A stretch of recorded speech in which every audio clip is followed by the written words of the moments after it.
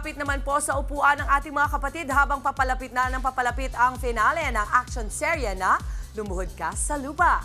Grabe naman po kasi talaga ang plot twist after plot twist. Nasa front na balitang yan si MJ Marfori. And the tides have turned. Ang mga ganap sa kapatid action seryeng Lumuhod Ka sa Lupa. Patindi ng patindi habang nalalapit ang finale. Ito na nga ang pasabog. Nalaman na ni Jane na nanay niya si Christy. At ang dating kalaban, ngayon tutulungan na si Norman na pabagsakin si Benito. Si Norman, tuluyan niyo na. Sina!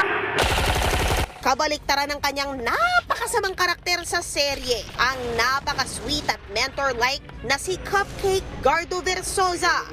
Parang anak ko na si Kiko. Natutuwa ako na parang yun, tingin nila talaga sa akin parang tatay. Ang isa sa naging paboritong tandem naman ng mga kapatid na si Heaven Peralejo at Marco Gallio o Marven. Unforgettable ang experience sa kapatid action serye.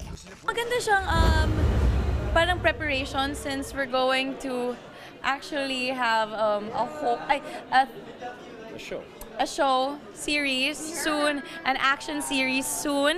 So parang preparation na yun. Request ni Direk sa amin parehas, especially her to have abs. Yeah. Abangan ang papainit pang mga eksena sa Lumuhod Ka sa Lupa weeknights pagkatapos ng Frontline Pilipinas dito sa TV5.